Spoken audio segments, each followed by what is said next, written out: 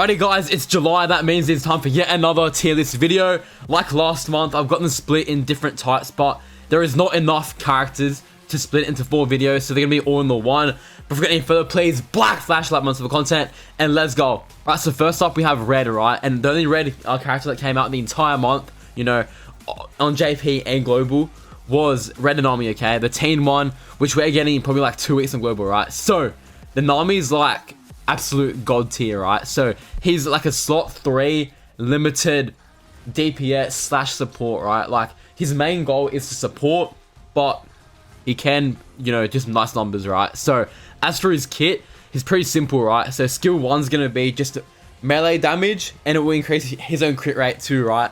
I've got into him on my previous should you summon video, but I'll do it again just briefly, right? So his crit rate is very important because his crit is going to let him heal curse energy, right? So go down here to skill 2. This is going to be just more damage, and then he's going to increase all red type attacks, so red characters, damage dealt by 50% for 4 turns. So if you spam that 3 times, it's a 150% stack, right? Which is actually like insane, but that's not even the end of it, right? So you go down here, and for 30 curse energy, you're going to have the 7-3 ability, which is going to be increase his own damage for 1 turn 1 time, which is okay. And then he's going to do more damage as well. And then increase break damage received by 30% for 4 turns. So stack that, you know, 90% break, which is not bad at all. And then on top of that, it's also going to be an extra 90% damage dealt for red guys for 4 turns, right? So say you don't have all the curse energy in the world. You pop maybe like 1 of these and 2 of these, right? That's still like 190% damage. That's absolutely insane, right? That's so good. And then go down here for the ult. It's going to do damage, increases his own damage dealt for a turn by 30%. And then it's going to, yeah, do more damage. And then it's also going to increase red type characters' damage received by 20% for 4 turns. Is that, wait, red type? Yeah, so they'll take 20% more damage from red type attacks, right?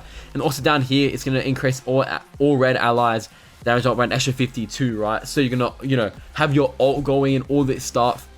You'll have probably around like almost 200% red damage every time, right? But you may be thinking, you know, like, where's all that cursed energy coming from? So you go down here, okay? Over here, he's going to have, on turn 6, he recovers 30 and gets his own stats up too, which is always nice. And then over here as well, so every time he crits, he'll increase his own taijutsu and jujutsu stat. And on top of that, he'll recover his own curse energy by 5 every time, right? So every crit you're doing, which should be, you know, almost all the time, because he's a crit rate character, he's gonna cook, right? Almost like infinite support with him. You'll have at least like 50 to 90 to 100% red damage increase guaranteed either way. And then on top of that, like, he's doing nice damage too, so he's got all of it pretty much. This dude is insane. He's a limited character, so you kind of want to pull him if you're interested, because he'll be a pain in the ass to get later. But honestly, bro, I think him and Shoko gap the supports in the game by a landslide, maybe apart from Domain Gojo, right? So for that reason, he is on 1 tier, okay? My boy is absolutely insane. He deserves it. W in the Nami, bro. Put down below W Nami in chat right now. Alright, so as for the blue characters, right, there's no actual new guys that came out, but we did get 2 new SP buffs, okay? So we've got Kamo and Yuji, okay? So I'll put up on screen. I've got the buffs on me right now, okay? So on the JP tweet, the Yuji buff was described as something that would protect allies even further, who is going to be a long-term battle character. And then Kamo is going to be a debuffer, and then like attack the debuff, right? So as for what skills changed, it's going to be Yuji's auto skills gonna get updated, and then another auto skill as well, right? So he's gonna have 2 auto skills changed, and then Kamo is gonna have skill 2 and skill 3 changed, okay? So as for Yuji, right, so he's gonna have a first auto skill called combo enhancement, right? So this is gonna be at the start of turn, increases his own taijutsu stat by 20% for 1 turn, and then he'll also have a combo count, okay, which is going to increase further up to 150 for each combo count with 8% per stack, right? And then if his own combo count is below 14, which it will be generally at the start of the battle, he'll get 1 combo count. And then if he's below 14 and receiving damage plus 2, and then if he uses skill 3 or ult on the same enemy as, you know, he's attacking, he'll get the enemy will be debuffed by getting 15% damage dealt decrease on that same enemy, right? And then, yeah, so his stacking counts just by existing pretty much. And then from the 8th turn, he's going to get Taijutsu plus 30%. And then recover his own curse energy by 10, okay? And then as for his second order skill, right? It's called Searching for a Righteous Debt. It's going to be if any ally's HP is 6% or below at the start of turn, his ally guard will activate, right? So this is like a built upon on what he already had, right? So he's going to attract all enemies for 1 turn. He's going to reduce his own damage received by 60% for 1 turn. And he's also going to recover cursed energy by 10. And then he's going to remove the allied guard status, right? Which is going to be at the start of the battle. So this is going to be when it'll activate once this passive activates and it'll go away. So you can't just do it again, right? But then after 3 turns, it'll come back. And yeah, so at the start of the battle, he'll get revival status like he always did. And then he's also going to grant allies guards status to self, which is pretty much just going to be what activates when if any allies HP is below 60, right? So overall, I actually really like him. He's going to be just like a long-term guy. Remember now he's going to have increased stats as well with all the SP stuff. Overall, I think he's going to be really good. We'll see how he goes. I don't know about anything crazy level, right? So I think a simple little fix for him is straight to solid tier. I don't know about like where in the ranks because that's all like really jumbled anyway. But I think solid is very fair for him now. He's actually got value in investment. You know, he's doing more stats now. A little bit more protection, which does help as well. I do wish he got a skill change though, but is what it is, right? So we have Kamo next, okay? And Kamo, he actually is insane now, right? So as I said, he's just got the 2 skills changed. Skill 2 is going to be activates following red scale state for 6 turns. And then this effect is going to be increases own damage dealt by 40% up to 50, and it increases his own Taijutsu stat /jutsu stat by 80% up to 100. And then he's also going to be decreasing his own damage by 25%, recover curse energy by 5, and increase alt gauge charge by 15%, right? So this depends on the more curse energy, the higher the buff will be, right? And also his auto skill state is just going to be at the start of the battle with this flowing red scale, which automatically activates. So this is going to be, you know, it's going to activate automatically, and then if you want to activate it later, it will go again, right? So that's just pretty much how it goes. And then his skill 3 is going to be deals 280% range damage to all enemies, right? And then increases all enemies Taijutsu /Jujutsu blue damage received by 20% for 4 turns. You can stack that. That'll be actually very nice. A good 60% damage increase. And then it'll also scale further, okay?